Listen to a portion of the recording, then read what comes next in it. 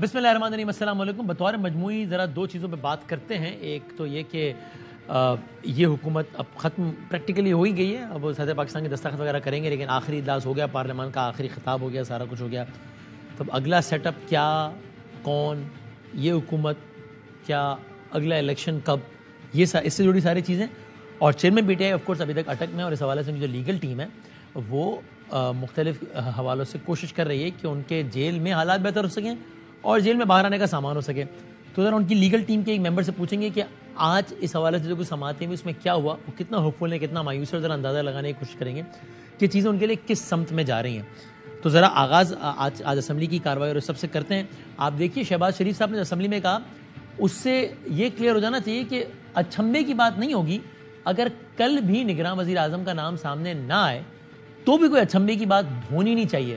شہباز شریف صاحب کی بات سے کوئی ایسا ہی تاثر ملتا ہے۔ دیکھیں انہوں نے کیا کہا اسمبلی میں۔ راجہ ریاض صاحب یہاں پر موجود نہیں ہیں، تو راجہ ریاض صاحب سے کل میں ملاقات کروں گا اور ان سے ہاتھ سے ہاتھ ملاؤں گا ان سے، اور جو آئین کہتا ہے مجھے کہ نام انٹرم وزیر اعظم کے، ہم اس کے اوپر تبادلہ خیال کریں گے انشاءاللہ۔ کل پہلی ملاقات ہے، آئین 3 دن کی مدت دیتا ہے، پھر 2 دن ہاؤس میں آئے گا اگر نام فیصلہ کر سکے، اس کے بعد پھر 2 دن چیف الیکشن کمیشن کے پاس جائے گا۔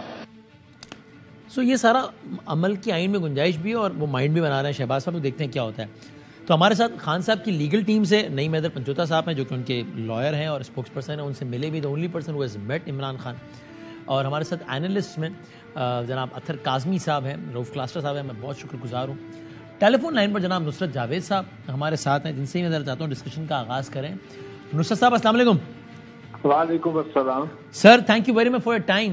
آپ بھیا سب سے پہلے ایک منٹ وسیم، میں آپ سے واقعتاً دل سے یعنی کہ بہت شرمندہ ہوں کہ میں آپ کے شو میں جو ہے وہ ٹیلی فون کے ذریعے شریک کر رہا ہوں ہو رہا ہوں۔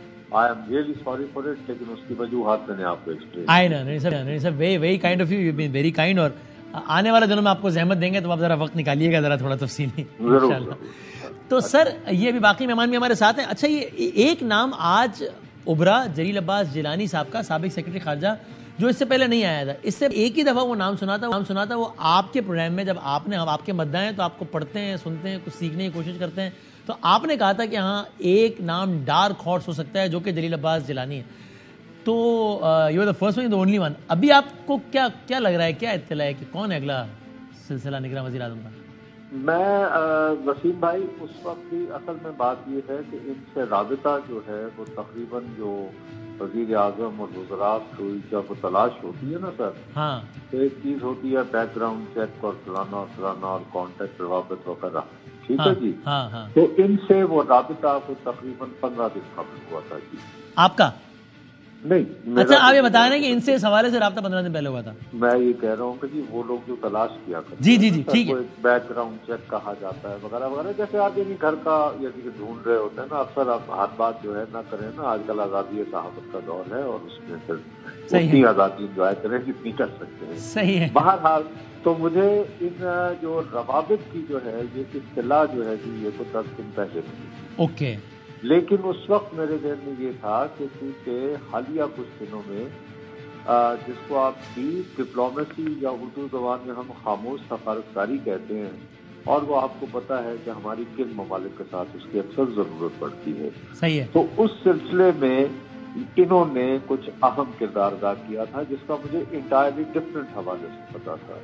تو میں نے بھیا یہ پرزیوم کیا کہ ان سے جو روابط ہو رہے ہیں نا، وہ غالباً کہ ان کو وزارت خارجہ کے لیے تیار کیا جا رہا ہے۔ اچھا، سی بات تھی، صحیح ہے۔ لیکن 3 دن پہلے مجھے ایک صاحب نے کہا کہ جی پیپلز پارٹی جو ہے وہ ڈٹ گئی ہے کہ ہم ڈاکٹر حفیظ شیخ کو کسی صورت کیئر ٹیکر پرائم منسٹر قبول کرنے کو تیار نہیں ہیں۔ تو ان کو تھوڑا، اور اس کی جو ہے وہ کافی ان کا جو ہے نا بیڈ بلڈ ہے، اور اس حوالے سے جو لندن میں میاں صاحب بیٹھے ہوئے ہیں ان کی بھی ریزرویشنز کافی ہیں۔ تو انہوں نے کہا بھائی پھر آپ یہ کیوں نہیں سوچتے ہیں، ویسے بھی آنے والے دنوں میں ہمیں خارجہ محاذ پر بہت سارے انیشیٹو لینے ہوں گے، صحیح ہے۔ ایک تو دیکھیے کہ اب ہمارے ہاں بھی الیکشن جو ہے اگلے برس کے मार्च फरवरी तक चले गए। सही है। इंडिया में भी भैया वो अप्रैल मई में होंगे। सही है। और आपको याद है कि इंडिया में जो है जब भी इलेक्शन करीब होते हैं तो वसीम भाई कोई ना कोई एडवेंचर की भी इम्कानात होते हैं, खास तौर पर जब बीजेपी बरसर इक़्तिदार हो और वो देखें तो उनकी कोर कॉन्स्टिट्यूएंसी अगर उनसे किसी तरह एलियनेट हो रही है। बिल्कुल ऐसे ही है। इसके अलावा अमेरिका के साथ भी हमारे कुछ मामला फंसे हुए हैं और अफगानिस्तान के साथ जो मामला गंभीर हो रहे हैं, तो एक ऐसा वजीर आजम के जो फोकस करे फॉरेन अफेयर्स पे, तो ये स्वैप हो सकता है कि शेख साहब को कहा जाए कि सर आप बराए मेहरबानी आप इकॉनमी पर फोकस करें, क्यों उस पर फोकस करते रहें। तो यानी ये मंजरनामा आपको बहुत मुमकिन लगता है कि मिसाल के तौर पे वो वजीर आजम हो और शेख साहब खजाना का कलमदान संभाले हुए, ऐसा हो सकता है? जी, वो गालिबन शेख साहब को बहुत ज्यादा जिद ये हो गई है क्योंकि उनको कौमी असेंबली ने सर हरा दिया था ना, सेनेट में नहीं आने दिया था। जी हाँ। तो बदला तो वो वजीर आजम बन के ही लेके नहीं सर, देखिए ना लोगों की ईगो हर्ट हुई होती है और IMF के आप नुमाइंदे और चहेते भी माने जाएं। वैसे आजकल जो IMF की जो वहाँ पे जो फैसला साज है ना, वहाँ पे ये कोई इतने मकबूल नहीं है। उसके मुकाबले में मेरा अपना ख्याल है कि जिलानी साहब ने ना वहाँ पे आजकल जो बरसर इक़्तिदार जमात है डेमोक्रेट पार्टी, उनमें इन्होंने काफी डीप रिलेशन बनाए। आपको पता है कि मिशाल ओबामा इनके घर भी तशरीफ आई थी, इनके बच्चे की बर्थडे थी, उनकी एक बच्ची इनके बच्चों की क्लास फेलो थी। आपको इफ यू रिमेम्बर जब ये हमारे सफीर थे अमेरिका में, तो एक तस्वीर आई थी, आपको याद होगा, बहुत अखबारात में आई थी, और यानी मिशेल ने इनका वो पर्सनल अटेंड किया था। और बाइडन की इंतजामिया के काफी लोगों से भी इनका इंटरेक्शन है। सो आई कैन सेफली प्रिज्यूम कि शायद अगर बहुत ज्यादा मुखालफत न हुई और तो ये हो सकते हैं, लेकिन अंटिल देखिए लास्ट मिनट वो कहते हैं ना कप्स एंड लिप्स में काफी चीजें जो है वो फिर स्लिप्स आ सकती है। Let's see. Thank you boss, thank you very much sir. Nusrat Javed साहब हमारे साथ थे, वो राय अपनी खबर से हमें आगाह कर रहे थे कि क्या सूरत हाल है। जनाब बरदर अतर काज़मी साहब भी हैं, रऊफ क्लासेस साहब भी ज्वाइन कर रहे हैं, नहीं चौथा साहब भी हमारे साथ है। अतर साहब सर पहले आप तो बताएं, ये जो असम्बली अभी जा रही है तो आपके ख्याल में अगली असम्बली कब आ रही है? क्या आपकी भी राय है कि ठीक है 90 दिन तक तो नहीं होता इलेक्शन, 2023 में तो नहीं होता लेकिन ये कि बहुत आगे भी नहीं जाएगा, मार्च रमज़ान है, 10 मार्च यकुम रमज़ान है, आपको भी लगता है कि बस फरवरी तक हो जाएगा इलेक्शन, या मुश्किल लगता है इससे भी आगे जाने का चांस लगता है? काज़मी साहब देखिए बदामी साहब, अगर 90 रोज से आगे चला गया तो फिर उसमें कोई लिमिट नहीं है कि वो फरवरी तक जाएगा या मार्च तक जाएगा, इसलिए कि आपने वो 90 रोज की लिमिट जो है उसको तो क्रॉस कर लिया। अब जहां तक ये ताल्लुक है कि ये असेंबली जा रही है, मेन चीज है कि जो अगली असेंबली आएगी क्या वो भी ऐसी होगी, क्या उस असेंबली के इख्तिताम पे भी उस असेंबली का सरबराह रहने वाला यानी वजीर आजम जो मेजॉरिटी का वहां पे सरबराह था शाहिद खान अब्बासी साहब, उस तरह की कोई शख्सियत उठेगी और कहेगी कि ये तारीख की बदतरीन असेंबली थी। हम ख्वाहिश ये कर रहे हैं कि चाहे 4 महीने बाद आए या 2 महीने बाद ऐसी असेंबली आए जिसमें कोई फिर वजीर आजम खड़ा होकर बाद में ये ना कहे कि हम नादिम हैं और आज जो असेंबली जा रही है अच्छा हो रहा है ये जा रही है क्योंकि ये बदतरीन असेंबली थी।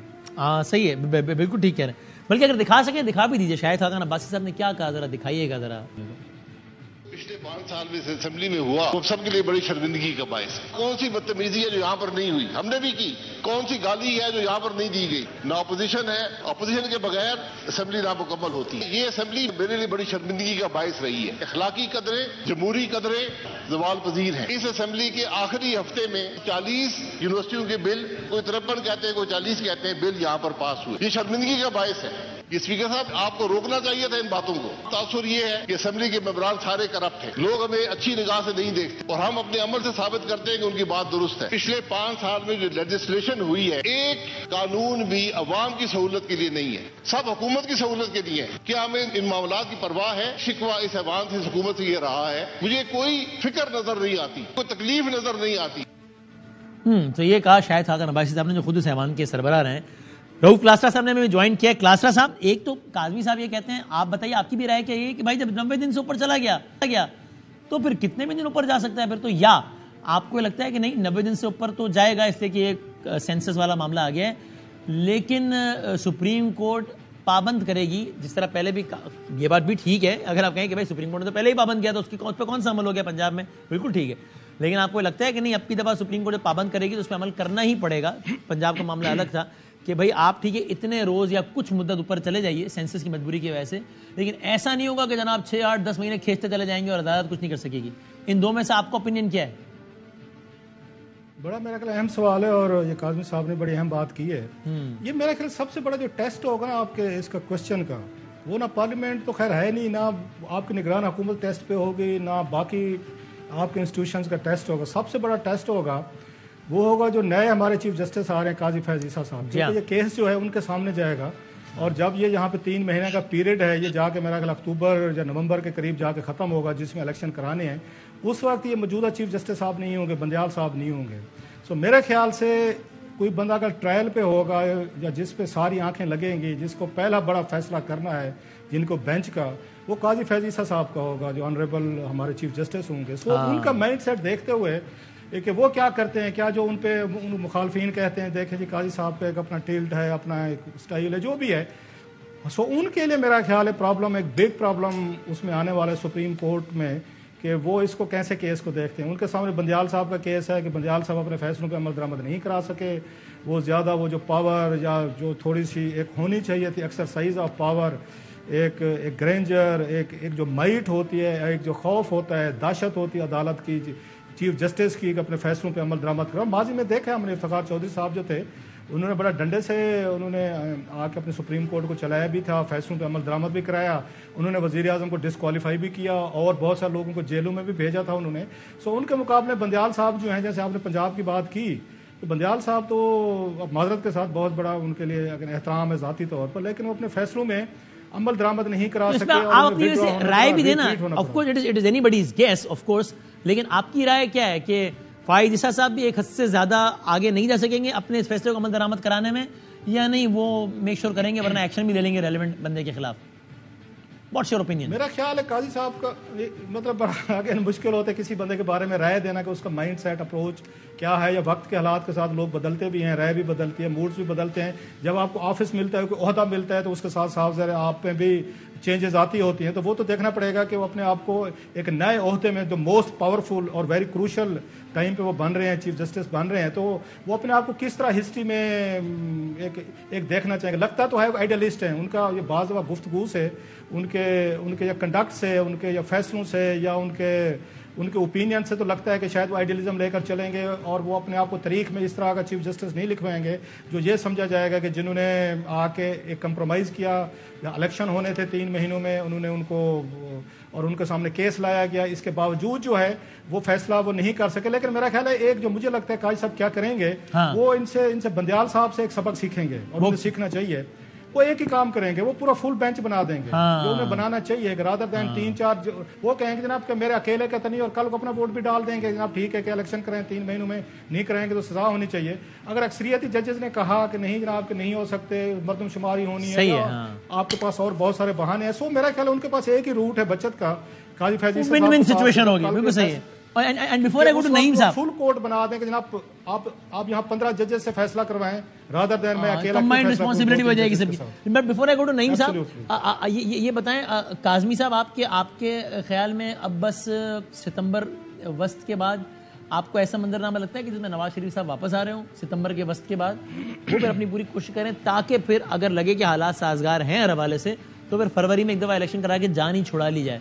آپ کو اس کا امکان زیادہ لگتا ہے کاظمی صاحب؟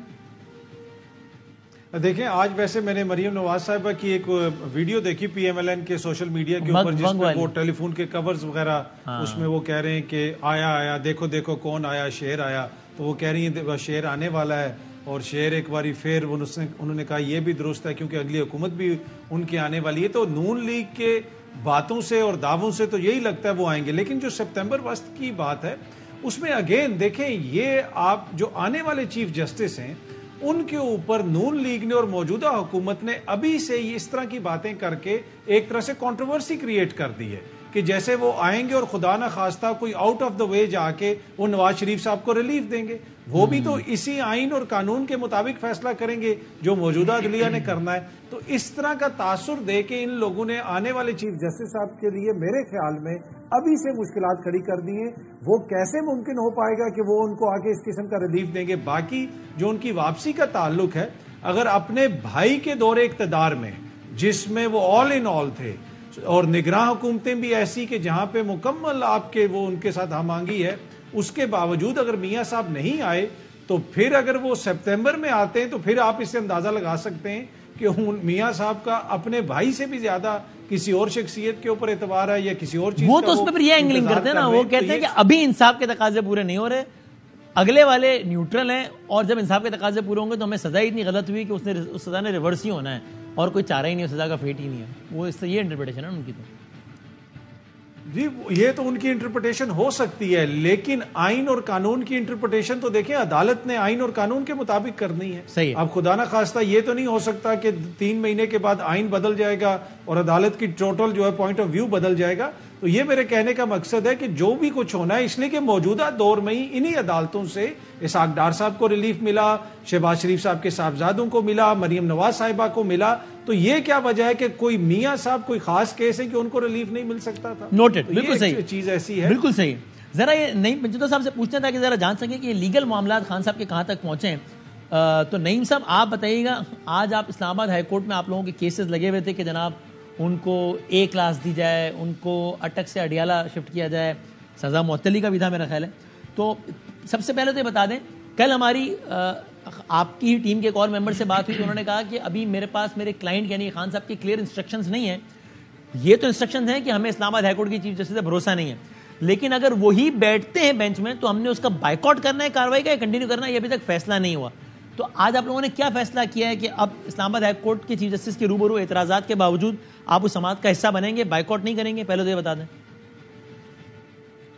جی تھینک یو سو مچ. جی دیکھیں یہ مشاورت سی ساتھ ہے، اور آج کیونکہ وہاں پر کیس لگا ہوا تھا، ایک تو یہ کہ جو پہلی آپ نے بات کی ایکسیس کے حوالے سے یا A کلاس کے حوالے سے یا لائرز کے ملنے کے حوالے سے یا ان کو کھانا جو ہے وہ میڈیکلی چیک کر کے اور فوڈ جو ہے وہ اسٹینڈرڈ والا وہ ملنا چاہیے، جو کہ ان کی بیگم کی طرف اسپیشلی جو ہے وہ آئے ہیں خدشات کے اس کے اندر کھانے کے اندر کوئی چیز بھی ملا کے دی جا سکتی ہے. تو مجھے خدشہ ہے، لہٰذا میں کبھی بھی یہ ریکمینڈ نہیں کروں گی کہ جیل کا کھانا جو ہے اس کی اجازت آپ لیں. تو وہ معاملہ تو ابھی ہے پینڈنگ اس حوالے سے کہ آج چیف صاحب نے کہا کہ میں آرڈر کروں گا تو آپ آرڈر دیکھ لیجیے گا. آرڈر کے اندر اس حوالے سے کوئی چیز آئی نہیں ہے سوائے یہ کہ جو جیل مینول ہے اس کے مطابق جو ہے وہ ٹریٹ کیا جائے. ابھی میں نے جو ایڈیشنل ہوم سیکرٹری صاحب ہیں اور سپرنٹینڈنٹ صاحب ہیں ان کو درخواست جو ہے وہ باقاعدہ طور پر دینی ہے، کیونکہ ابھی فی الحال میں نے ان کے ساتھ آرڈر ایک جو ہے وہ شیئر کیا ہے واٹس ایپ کے ذریعے کہ آج کا آرڈر ہے، اور جو لاسٹ ہماری وکلاء کے ملنے کے حوالے سے جو ہم نے صدا کی تھی اسلام آباد ہائی کورٹ سے، اور وہاں پر 3 نام جو ہیں وہ ہائی کورٹ نے الاؤ کیے تھے، وہ بھی میں نے بھیجی ہے پٹیشن سپرنٹینڈنٹ صاحب کو بھی اور ایڈیشنل ہوم سیکرٹری صاحب کو بھی، اور ساتھ میسج لکھا ہے کہ کل کے لیے جو ہے ریکویسٹ ہے کہ بشرا بی بی اور جو ہے وہ ہمیں وکلاء کو ملنے کی اجازت دی جائے. ساتھ یہ ہے نہیں تو سر یہ پہلے ذرا کلیئر کر دینا، تھوڑی سی کنفیوژن ہے. ایک تو نہیں بتائیں کہ میں ذرا اس کو آسان کر کے پوچھ لیتا ہوں کہ جو A کلاس ملنے والا جو آپ کی استدعا تھی وہ آپ نے آج کر دی ہے، لیکن آپ کہہ رہے ہیں کہ اس پہ ابھی کوئی بھی آرڈر نہیں آیا. آپ کو یہ کہا گیا کہ جناب آرڈر میں دیکھ لیجیے گا، اور آرڈر میں سوال سے کچھ نہیں لکھا، تو اب وہ اگلی سماعت پہ پتہ لگے گا کہ اس میں کیا ہوتا ہے. ایک ایک کر کے جاتے ہیں. میں ٹھیک کہہ رہا ہوں ایسا ہی ہے؟ یہ آرڈر کے اندر جو معاملہ ہے نا جی کہ A کلاس اور دوسرا یہ کہ اڈیالہ جیل کے اندر ٹرانسفر، یہ معاملہ عدالت نے یہ کہا ہے کہ دوسرے فریق کو سن کے فیصلہ کیا جائے گا، یعنی کہ انٹیریئر نے، کیونکہ یہ باقاعدہ طور پر انہوں نے آ کے بتایا. تو دوسرے فریق کو کب طلب کیا عدالت نے اس حوالے سے؟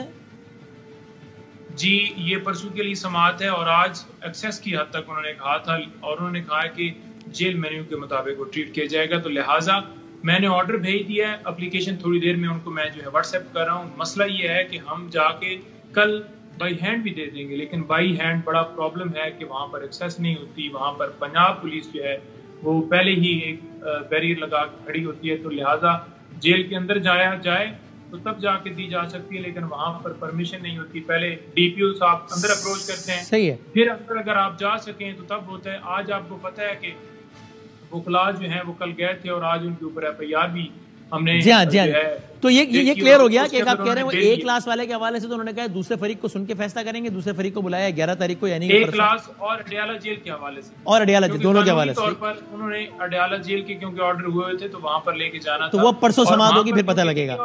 یہ کلیئر ہو گیا. اچھا اور آپ نے اس وجہ سے وہاں پر لے گئے، یہ تو کلیئر ہو گیا. یہ آرڈر کا جس کا تذکرہ کا میں نے پڑھا ہے میرے سامنے ہی ہے کہ اس میں لکھا ہے کہ جناب جیل مینول تک کی ساری سہولیات دے دی جائیں، اس میں لکھا ہے. اچھا اور آپ نے اس سزا جو ہوئی ہے ٹرائل کورٹ سے، اس کی معطلی کی درخواست بھی اسلام آباد ہائی کورٹ سے کی ہے، اس کا کیا اسٹیٹس ہے کہ سزا معطل ہو جائے؟ بالکل جی، معطلی کے حوالے سے بھی درخواست کی ہے اور یہ درخواست بھی کی ہے کہ جو اپیل ہے وہ فیصلہ کیا جائے کہ یہ جو سارا آرڈر ہے، سارے آرڈر کی ہم نے چیلنج کیا ہے تو اس کے اوپر جو فیصلہ ہے وہ آج جو ہے اس کے اوپر سماعت ہوئی اور آج سسپینشن کے حوالے سے کوئی جو ہے اس کے اندر امپروومنٹ نہیں ہوئی. وہ کیا وجہ تھی کہ باقاعدہ طور پر نوٹس کیے گئے جو کہ یہ کہا گیا عدالت کی طرف سے کہ اگلے 4-5 دن میں یہ معاملہ جو ہے وہ فکس کیا جائے گا. نوٹس ہو گئے ہیں، سرکار آئے گی وہ بتائے گی، دوسری طرف سے فریق آئے گا. تو اس حوالے سے سماعت بھی اگلی کب ہے؟ پرسوں ہے یہ والی اس کیس کی سماعت بھی؟ جی نہیں، سسپینشن کے حوالے سے انہوں نے ڈیٹ ان آفس کی ہے. ہم یہ ریکویسٹ کر رہے تھے کہ کل کے لیے سماعت کر لی جائے. اگر کل کے لیے انہوں نے کہا کہ ابھی ڈیٹ نہیں دی گئی سوال، اور ہم نے کہا کہ پرسوں کے لیے رکھ لیں تو انہوں نے پرسوں کے لیے بھی نہیں رکھی. بار بار ابھی آپ کے علم میں نہیں ہے کب ہے. ٹھیک ہے، مجھے بریک لینا ہے، بریکنگ نیوز بھی ہے تو ایک بریک لیتے ہیں، بریک پہ آتے ہیں.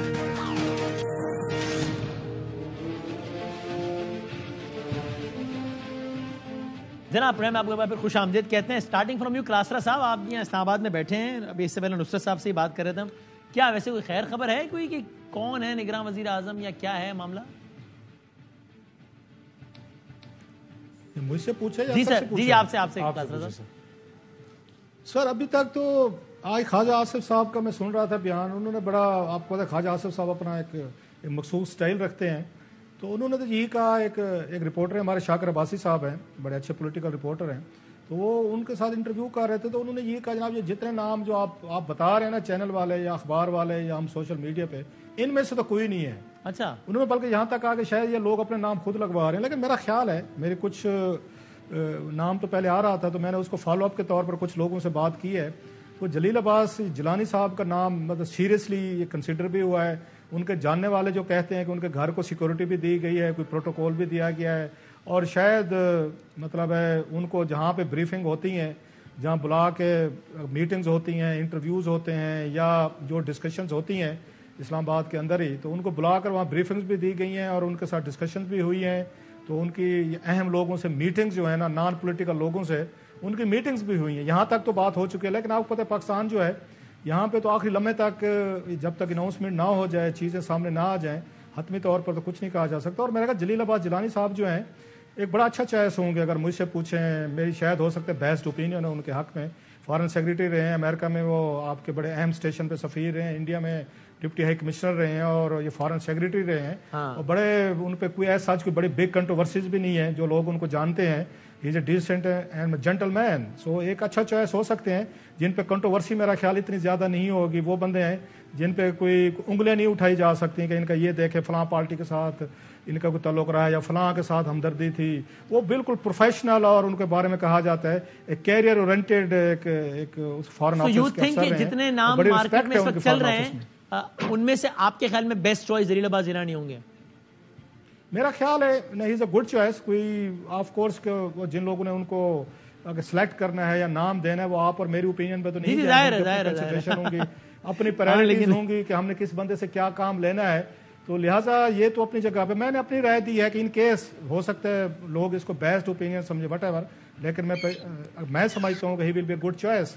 جلیل عباس جیلانی صاحب اچھے بندے ہیں، جینٹل مین ہیں، اپنے مطلب ہے ان کے ڈپلومیٹک ورلڈ میں بڑی ان کی عزت ہے اور ان معاملات کو وہ بہتر طریقے سے چلا سکیں گے. اور ایک طرح کا نیا تجربہ ہوگا کہ کیا بیوروکریٹ جو وہ چاہے فارن آفس کا ہو یا کسی اور سروس کا، کیا اس کے ذریعے بھی کوئی آپ الیکشن کرائے جا سکتے ہیں یا کوئی 6 مہینے کا 3 مہینے کا سیٹ اپ جو ہے وہ لایا جا سکتا ہے. جیسے میں کہہ رہا تھا کہ ہو سکتا ہے لوگ حفیظ شیخ صاحب کا نام لے رہے تھے، تو حفیظ شیخ صاحب کو یہ جسٹ میں اپنا وہ بتا رہا ہوں کہ یہ میں خبر نہیں دے رہا، ہو سکتا ہے انہیں کہا جائے کہ جناب کہ ٹھیک ہے وزیر اعظم جو ہے یہ جلیل عباس جیلانی صاحب ہیں, انٹرنیشنل لیول پہ ہمیں ڈپلومیٹکلی چیزوں کی سپورٹ کی بڑی ضرورت ہے, آپ فائنانس منسٹر کے طور پر آ جائیں, آپ فائنانس سنبھالیں, آپ کی ڈومین میں کوئی انٹرفیرنس نہیں کی جائے گی. سو ممکن ہے کہ وہ فائنانس منسٹر کے طور پر یہ ٹیم بنائے کہ جلیل عباس جیلانی صاحب کو اوپر رکھ کے آپ پرائم منسٹر, نیچے ان کو حفیظ شیخ صاحب کو لایا جائے, اس پہ IMF کوئی پرابلم نہیں ہوگا, خان صاحب کی پارٹی کوئی پرابلم نہیں ہونا چاہیے, ان کے وزیر خزانہ رہے ہیں خان صاحب, تو ان کو آپ کو یاد ہوگا ان کو سینیٹر بنا رہے تھے, وہ نہیں بن سکے, اسٹیبلشمنٹ کے بڑے قریبی تھے, ان کو وہ بھی اچھا سمجھتے تھے. سو ممکن ہے کہ اس طرح کی ٹیم بنائی جائے, یہ پاسبلٹی ہو سکتی. جسٹ ہانچ یہ کوئی خبر نہیں ہے, میرا اپنا ایک اپنا صحیح ہے. اچھا اطہر صاحب, ایک تو اگر آپ اس میں کچھ ایڈ کرنا چاہیں تو, اور دوسرا یہ بتائیے گا, بظاہر ایسا لگتا ہے نا, ایک منظرنامہ میں آپ کے سامنے پیش کرتا ہوں, بظاہر ایسے لگتا ہے, آپ کی کیا رائے اس پہ کہ بھائی اب جو ہے وہ بس یہ مشاورتی عمل شروع ہو گیا, کوئی بھی آ جائے گا نگراں وزیر اعظم, اگلے 5-6 مہینے کہ جن 5-6 مہینے میں ہر گزرتا دن چیئرمین PTI اور PTI کے لیے ذرا معاملات کو ذرا سخت کرے گا, وہاں نون لیگ اور ان کے لیے معاملات آسان ہوں گے. اس کا ہم نے پس منظر ڈسکس کر لیا ہم نے پچھلے سوال میں کہ نواز شریف صاحب آئیں گے, اور اس کے بعد 5-6 مہینے میں بات کوشش کی جائے گی کہ الیکشن ہو جائے, کہ جس کے بعد منظرنامہ کچھ ایسا بنے جس میں PTI بس ایک اپوزیشن کی پارٹی ہو. آپ کے خیال میں بھی موسٹ لائکلی سینیریو یہی ہے, یا آپ کے خیال میں یہ اتنا سمپل بھی نہیں ہے کہ جناب ایسا ہی ہو جائے؟ دیکھیں کوشش تو یہی ہے کہ سینیریو اسی قسم کا ہو. اب اس کو اچیو کرنا کتنا آسان ہوگا, یہ ہم نے گزشتہ اگر آپ 4-5 مہینے کی سیاست دیکھیں, آپ 2 صوبوں کے اندر دیکھیں, اگر یہ چیزیں اتنا آسان ہوتی ہیں اچیو کرنا تو اس نہج پہ چیزیں نہ پہنچتی. اور اسی طرح اب اگر وفاق میں بھی ایک نگراں سیٹ اپ آئے گا, آپ نے اس کو طول دینا ہے, پھر معاملہ عدالتوں میں جائے گا, پھر ایک جماعت کو یا تو آپ بالکل اس کو آؤٹ کریں گے سسٹم سے, اگر ان کا بیلٹ پیپر پہ بھلا ہوگا. پشاور کے اندر ہم نے دیکھ لیا جو ایک مقامی سطح پہ انتخاب ہوا, JUI کی اپنی سیٹ خالی ہوئی, 3 فولڈ جو ہے ووٹ میں انکریز ہو گیا تحریک انصاف کی.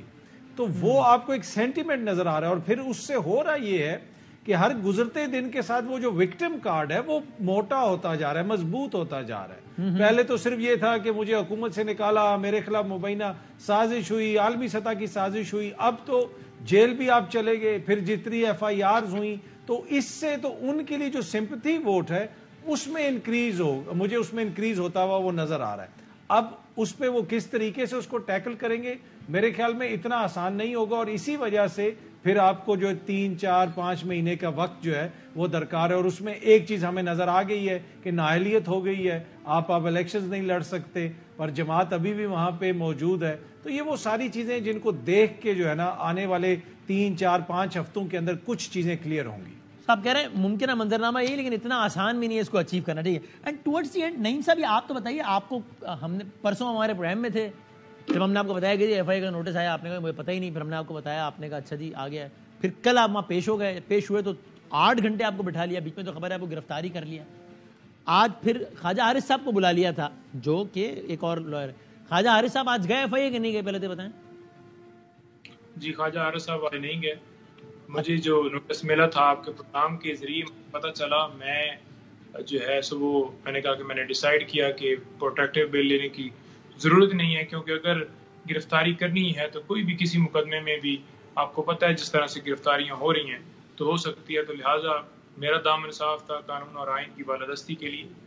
میں بالکل گیا اور میں نے جا کے ریکویسٹ کی, اپلیکیشن دی کہ مجھے ٹائم تھوڑا سا دے دیا جائے. میں ہائی کورٹ کے اندر, سپریم کورٹ کے اندر ہماری مختلف درخواستیں ہیں وہاں پر پینڈنگ ہیں, اور یوں ہی وہاں سے فارغ ہو کر ہم نے جانا ہے اٹک جیل. آج پروگرام بنا ہوا ہے, اجازت ملی ہے ہائی کورٹ کی طرف سے, لیکن وہاں پر جب میں پہنچا انہوں نے کہا کوئی اور بات نہیں ہے, آپ 1 منٹ بیٹھیں بات کرتے ہیں. اوپر انہوں نے بات کی اپنے افسران سے, انہوں نے کہا کہ انہیں بٹھا لیں. تو انہوں نے مجھے بلا وجہ بٹھا لیا, کہا کہ آپ کو سوال نامہ دیا جائے گا, آپ سے تفتیش کی جائے گی. میں نے کہا کہ آپ نے سوال نامہ اگر دینا ہے مجھے دے دیں, میں کل آ جاؤں گا. آج کی حد تک ریکویسٹ ہے, یہ صورتحال ہے. تو لہٰذا مجھے نہیں جانے دیا گیا اور سوال نامہ زبردست دیا گیا اور کہا گیا کہ آج ابھی آپ تمام سوالوں کے جواب دیں. میں نے پھر جواب دے دی. میں نے کہا جی میں نے اب جواب دے دیے ہیں, آپ تو اجازت دے دی جائے. انہوں نے کہا جی نہیں, اوپر سے آرڈر نہیں ہے, آپ نہیں جا سکتے. تو میں نے کہا کہ کوئی وجہ بھی تو بتائیں, کہیں کہ نہیں وہ آپ جو ٹرانسکرپٹ ہے وہ تیار ہو رہا ہے, آپ کی جو ٹویٹر کے اوپر پوسٹیں لگتی ہیں, PTI آفیشل کے اوپر پوسٹیں لگتی ہیں, آپ کے جو ویڈیوز بیان آتے ہیں وہ ہم باقاعدہ طور پہ ڈیٹا بنا رہے ہیں. آپ نے جیسے مائن بلاور کے خلاف باتیں کی ہیں, آپ نے جو ہے ان کے خلاف جیسے, اور آپ نے ان کے عہدے کے اوپر جو ہے الزام لگایا ہے, آپ نے کیسے الزام لگایا ہے.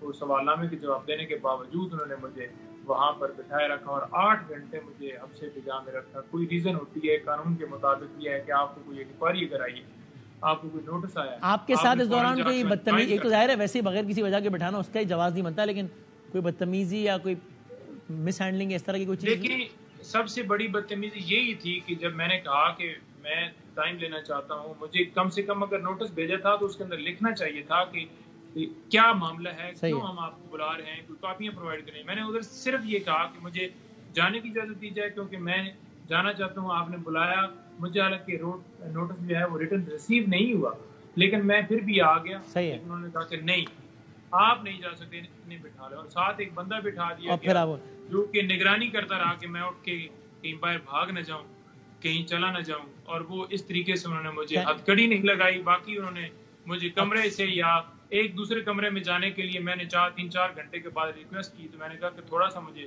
ٹریول تو کرنے دیں, ہلکا پھلکا مجھے چلنے تو دیں. تو میں دوسرے کمرے میں جا کر انہوں نے کہا ادھر آپ بیٹھ سکتے ہیں. بہت شکریہ, بہت شکریہ. نہیں بندہ اپنی داستان یہ بتا رہے تھے. مہمانوں کا شکریہ. ہم کنکلوڈ کرتے ہیں بریک کے بعد.